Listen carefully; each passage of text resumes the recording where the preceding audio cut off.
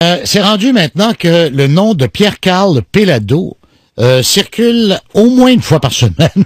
Ouais. Là, on sait que il aura une participation dans le futur de l'électrification des transports au Québec.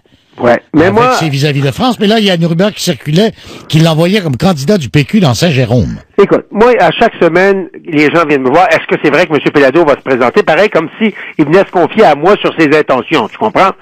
Mais je peux t'expliquer pourquoi le spin. Est-ce que ça t'intéresse de savoir pourquoi ça revient tout le temps? Mais il paraît que c'est parti de McGill, ça, aujourd'hui? Oui, mais aujourd'hui, mais écoute, ça fait des mois et des mois que ça dure. Je vais te dire pourquoi. Au Parti québécois, on rêve, on fait une lubie à l'effet que Pierre-Carl Péladeau pourrait être candidat. Et je t'explique, on dit Marceau, Nicolas, c'est un bon ministre des Finances, mais il est bien drabe. Et tu comprends, il est actuellement ministre des Finances et de l'Économie. Donc, on se dit, on pourrait diviser la job en deux. Et avoir un ministre de l'Économie et un ministre des Finances. Exactement. Mais et là, on dit, ça nous prendrait quelqu'un du Québec Inc., quelqu'un d'entrepreneurship et tout et tout. Et là, le nom de Pierre-Carl revient à chaque occasion. Ouais.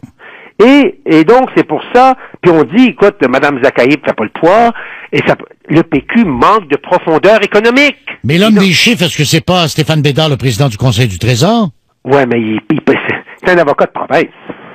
Oui, non, mais il Il n'y y a a une pas de grosse... profil économique. Oui, mais c'est lui qui détient la bourse, non? Oui, mais il n'y a pas un profil économique. Ah. On cherche un entrepreneur, et c'est pour ça qu'au PQ, on se dit, si on avait Pierre-Carl Péladeau, Oui, on mais serait en business. il reste pas dans Saint-Jérôme. Non, mais là, je vais t'expliquer pourquoi Saint-Jérôme. Saint-Jérôme, tout le monde dit, ben voyons donc, tu sais bien que Duchesneau ne se représente pas. Il a déjà mis son CV en plein dans les journaux pour dire qu'il cherchait un job. Donc, ça fait, à ce moment-là, un comté de libre. Ensuite de ça, on a vu qu'à l'élection municipale, l'ancien député péquiste, qui a juste été battu par moins de 1000 là, par Duchesneau, Oui. Gilles Robert, Oui. a été élu échevin. En d'autres termes, le comté est libre. Oui, mais il l'habite pas. Bon, c'est pas important, ça. L'influence, la famille Péladeau dans le Nord et tout ça. Puis là, on dit, il est allé faire un discours à la Chambre de commerce de Saint-Jérôme. Donc, on dit 1 + 1 fait 2. Remarque que c'est la porte d'entrée du Nord. Mais la vérité, c'est que quand il va faire un discours à Matane, il y a des gens qui se disent, mais on devrait l'avoir dans la région. Oui, oui. Tu sais, mais à la fin, même si à chaque fois, il y a à peu près un mois, il a nié lui-même. Là, aujourd'hui, Martin Tremblay, son porte-parole, a nié.